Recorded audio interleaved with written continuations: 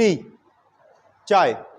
चाय वास्तव में एक बेवरेज क्रॉप है। बेवरेज, बेवरेज का मतलब होता है पेय पदार्थ। पेय, पेय का मतलब जिसका यूज पीने में किया जाता है, ठीक है। ये एक प्लांटेशन क्रॉप है, रोपण कृषि। पहले इसकी प्योत तैयार की जाती है, फिर इसको खेत में प्लांट कर दिया जाता है। चाय हमेशा ढलवा खेत पर ही लगाई जाती है, ढलवा जमीन पर, ढलान होना चाहिए। क्यों? क्योंकि एक बार आप इसकी चाय प्लांट कर देंगे, झाड़ी को लगा देंगे इसमें, तो एक बार लगाने के बाद ये 50 ईयर से लेकर 60 ईयर तक चल जाती है। 50 से 60 सालों तक पत्तियां देती है। लेकिन खासियत क्या है कि इसको शावर वाली रेनफॉल अच्छी रहती है और पानी जड़ों में रुकना नहीं चाहिए। पानी हमेशा ढलान से नीचे उतर जाना चाहिए। जिस दिन पानी जड़ों में रुक गया उसी दिन झाड़ी खराब हो जाएगी, उसी दिन उगड़ जाएगी। तो इसलिए हमेशा इसको पहाड़ी स्लोप पर ही लगाया जाता है, प्लांट किया जाता है, इसलिए इसको प्लांटेशन एग्रीकल्चर भी कहते हैं। भारत, वैसे तो भारत के नॉर्थ ईस्ट में ट्रेडिशनली चाय की झाड़ी होती रही है, लेकिन इसका ज़्यादा प्रोडक्शन भारत में ब्रिटिश काल के बाद हुआ, क्योंकि भारत जब वो परंपरागत रूप से चाय पीने का शौकीन नहीं रहा, हम दूध दही खाने वाले समाज रहा है। चाय तो अंग्रेजों के बाद भारत में आई। नॉर्थ ईस्ट में चाय के प्लांटेशन शुरू हुई 1840-44 के आसपास से या उसके बाद, और आज भी भारत में जितनी चाय होती है उसका ज़्यादातर माल एक्सपोर्ट कर दिया जाता है यूनाइटेड किंगडम को, इंग्लैंड को, ठीक है। ब्लैक टी लीव्स ये फर्म्ड किए जाते हैं, यानी गर्म कर दिए जाते हैं।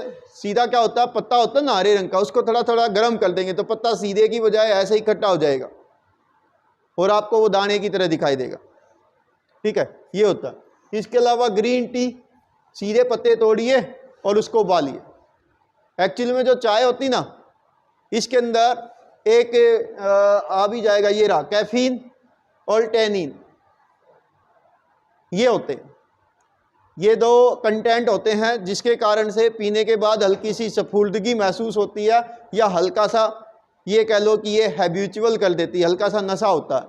यानी हर रोज उसी टाइम चाय की तलब कह लीजिए या इच्छा कह लीजिए वो होने लग जाएगी कि चाय का टाइम हो गया, चाय बना लो ना।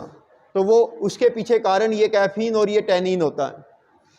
इसी के कारण से लोग चाय के हैबिचुअल हो जाते हैं।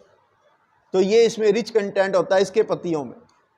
ये भारत की इंडिजीनियस क्रॉप रही है, स्वदेशी फसल रही है नॉर्थ ईस्ट के अंदर, और यहाँ पर ये ऐसी ढलवा ज़मीन पर लगाई जाती है। वो मैंने आपको बता ही दिया कि क्यों ऐसे लगाई जाती। ये आई गया आपका कि भारत में जो चाय है इसकी शुरुआत हुई थी 1840 में। ब्रिटिशर्स ने इसकी शुरुआत की थी ब्रह्मपुत्रा वैली में, ठीक है, आसाम की, और बाद में ये हिमालय के कुछ रीजन्स में भी बोई गई, जैसे वेस्ट बंगाल का दार्जिलिंग, जलपाईगुड़ी, कूचबिहार। वैसे भारत की सबसे वर्ल्ड लेवल की जो फेमस चाय है वो दार्जिलिंग में पैदा होती है। ये वेस्ट बंगाल के हिली डिस्ट्रिक्ट हैं जो एक तरफ सिक्किम से लगते हैं और एक तरफ आसाम से, इसे भूटान से और मेघालय को टच करते हैं, ठीक है। तो नीलगिरी हिल्स साउथ इंडिया और कार्डेमम हिल्स साउथ इंडिया, वहाँ पर भी चाय की खेती हो जाती है। इसके अलावा उत्तराखंड, हिमाचल प्रदेश में भी चाय की खेती कहीं कहीं पर ली जाती है। यदि बात करोगे चाय के उत्पादन की तो हम वर्ल्ड में लीडिंग कंट्री हैं। इसके अलावा बांग्लादेश, श्रीलंका, ये भी चाय उत्पादन में आगे हैं। तो हालांकि हमारा इंडिया जो है वो भी चाय का लीडिंग कंट्री है। यदि एक्सपोर्ट की बात करें तो एक्सपोर्ट में हमारा नंबर सेकंड है चाइना के बाद, क्योंकि हमारी बहुत ज़्यादा चाय जो है अब भारत में ही यूज हो जाती है। इसके अलावा यदि आप बात करोगे चाय की पैदावार की तो सबसे ज़्यादा चाय पैदा होती है आसाम में, जो भारत का लगभग मोर देन 50% चाय पैदा करता है, 53% के आसपास। इसके अलावा वेस्ट बंगाल, तमिलनाडु, ये सब आप बता सकते हैं।